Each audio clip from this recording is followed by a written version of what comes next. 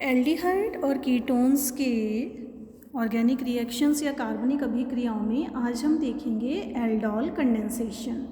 Aldol condensation या aldol संघनन के नाम से भी हम इसे जानते हैं। इस अभिक्रिया को एसिड एल्डिहाइड या कोई भी ऐसे कार्बोनिल कंपाउंड जिनमें अल्फा हाइड्रोजन उपस्थित हो, ऐसे कार्बोनिल कंपाउंड्स दुर्बल क्षार की उपस्थिति में, जैसे कि सोडियम कार्बोनेट, पोटेशियम कार्बोनेट या बेरियम हाइड्रोक्साइड के डाइल्यूट सॉल्यूशंस की उपस्थिति में, ये कार्बोनिल कंपाउंड्स एल्डोल बनाते हैं।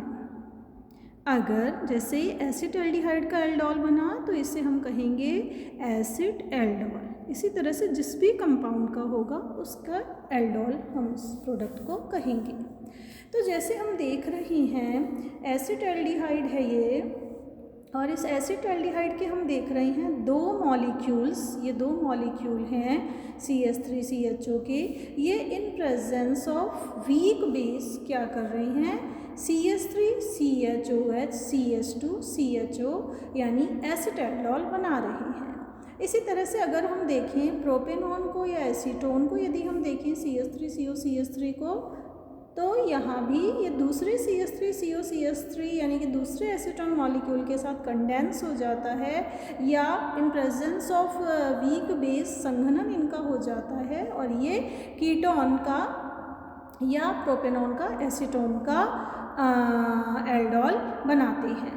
तो इसमें क्या हुआ है एक्चुअली में, इसके मैकेनिज्म पे यदि हम जाएं तो हम क्या देख रहे हैं कि अगर कोई हाइड्रोक्साइड आयंस हैं तो उनकी उपस्थिति में ये जो CH3CHO है इसका अल्फ़ा हाइड्रोजन निकल जाएगा। अल्फ़ा हाइड्रोजन जैसे ही हटा और वाटर मॉलिक्यूल बाहर निकला तो इस कार्बन पर, ये हम देख रहे हैं इस वाले कार्बन पर पॉजिटिव चार्ज, इस कार्बन पर नेगेटिव चार्ज आएगा। यहाँ हम देख रहे हैं इस कार्बन पर नेगेटिव चार्ज, और इस कार्बन पर नेगेटिव चार्ज आने के बाद संभव है कि ये जो नेगेटिव इलेक्ट्रॉन डेंसिटी है ये सिग्मा बॉन्ड की तरफ मूव करे, कार्बन कार्बन के बीच में डबल बॉन्ड बनने की संभावना है। तो ये हम देख रहे हैं नेक्स्ट स्टेप में ये डबल बॉन्ड बन चुका है और ऑक्सीजन पे नेगेटिव चार्ज आ गया, यानी कि इनोलेट आयन बना। अब ये जो एसिटाल्डिहाइड का दूसरा मॉलिक्यूल है इसमें पोलैरिटी की वजह से कार्बन पर पार्शियल पॉजिटिव चार्ज और ऑक्सीजन पे पार्शियल नेगेटिव चार्ज डेवलप होता है। तो चूँकि कार्बन पॉजिटिवली चार्ज्ड है यहाँ पर, तो इसके ऊपर ये इनोलेट आयन जो है ये नेगेटिव होने की वजह से, यहाँ हम देख रहे हैं नेगेटिव चार्ज होने की वजह से ये अटैक कर सकता है उस कार्बोनिल ग्रुप के पॉजिटिव कार्बन पर।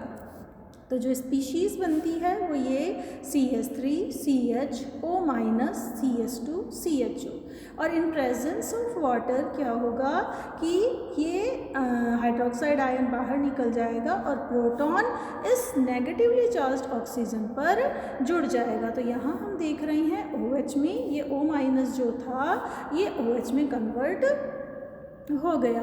तो क्या बना, CH3CHOH CH2CHO। अब ये हमारा एल्डोल बन चुका है। इस एल्डोल का आगे फिर से डिहाइड्रेशन हो सकता है, इसमें से वाटर मॉलिक्यूल निकल जाता है, ये हम देख रहे हैं H और ये OH, ये एज ए एडजेसेंट होने के कारण ये निकल जाते हैं, वाटर मॉलिक्यूल बाहर निकल जाता है और प्रोडक्ट बनता है CH3CH double bond CH croton aldehyde. तो इस तरह से हमने देखा कि एल्डिहाइड्स या कीटोन्स, ये जो कार्बोनिल कंपाउंड्स हैं, अगर उनमें अल्फा हाइड्रोजन उपस्थित है तो वीक बेस की उपस्थिति में दो मॉलिक्यूल्स आपस में कंडेंस होंगे और इस तरह से एक नई प्रोडक्ट का एल्डोल का निर्माण करेंगे। उस एल्डोल में से फर्दर डिहाइड्रेशन होगा, वाटर मॉलिक्यूल बाहर निकलेगा और प्रोडक्ट के रूप में हमें मिलेगा क्रोटॉन एल्डिहाइड। एल्डोल कंडेंसेशन का ही नेक्स्ट है अब बेंजोइन कंडेंसेशन। बेंजोइन कंडेंसेशन उन कार्बोनिल कंपाउंड्स के द्वारा शो किया जाता है जिनमें अल्फा हाइड्रोजन नहीं होता। जैसे यहाँ हम एग्जांपल ले रहे हैं बेंजल्डिहाइड C6H5CHO का। तो बेंजल्डिहाइड पोटेशियम साइनाइड के अल्कोहलिक एंड एक्वस सॉल्यूशन की उपस्थिति में बेंजोइन बनाता है। बेंजल्डिहाइड के दो मॉलिक्यूल्स आपस में कंडेंसेशन शो करते हैं, कंडेंस होते हैं और फिर बेंजोइन बनाते हैं। इसके मैकेनिज्म हम देखते हैं। KCN जो हमने लिया है ये KCN डिसोसिएट होता है पोटेशियम और साइनाइड आयनों में। अब ये जो कार्बोनिल कंपाउंड हमारा बेंजल्डिहाइड है इसमें ऑक्सीजन की ग्रेटर इलेक्ट्रोनेगेटिविटी के कारण पाई बॉन्ड के इलेक्ट्रॉन ऑक्सीजन की तरफ शिफ्ट होते हैं। कार्बन पे पॉजिटिव चार्ज जो डेवलप होता है उसको बैलेंस करने के लिए साइनाइड आयंस वहाँ पर अटैक करते हैं। तो ये बना C6H5CHO- C पे Cn। हाइड्रोजन आयन इसमें से निकलते हैं और फिर दोबारा जुड़ते हैं, यानी कि अल्टीमेटली ये प्रोटॉन जो है ये यहाँ से हट करके और कहाँ जाके अटैच होता है इस O- पर। तो प्रोडक्ट हमारा बनता है C6H5COHCn और कार्बन पे नेगेटिव चार्ज।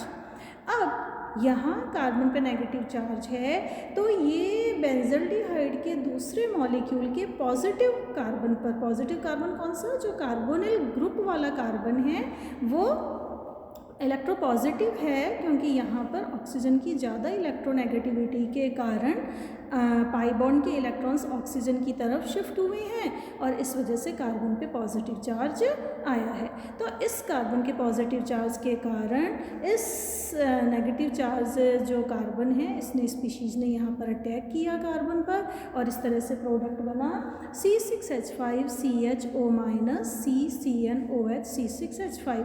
इसी तरह से प्रोटॉन्स की उपस्थिति में फिर ये जो हाइड्रोजन है ये यहाँ पर जाकर के इस नेगेटिवली चार्ज जो ऑक्सीजन है इस पर जाकर के ये प्रोटॉन अटैच होता है और ये C6H5CHOH में कन्वर्ट होता है।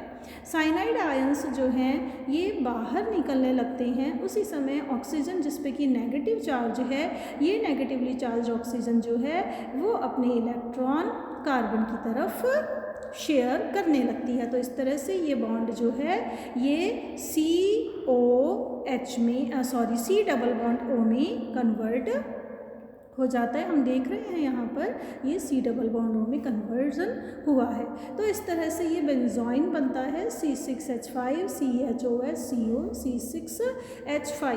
तो ये रिएक्शन बेंजोइन कंडेंसेशन ध्यान में हमें ये रखना है ये उनके द्वारा शो की जाती है जिनमें अल्फ़ा हाइड्रोजन नहीं होता है, और अगर अल्फ़ा हाइड्रोजन उपस्थित है तो जैसा कि हमने पहले देखा था वो एल्डोल कंडेंसेशन शो करेगा। तो ये आज हमने देखा कार्बोनिल ग्रुप्स की aldol condensation and benzoin condensation की रिएक्शंस।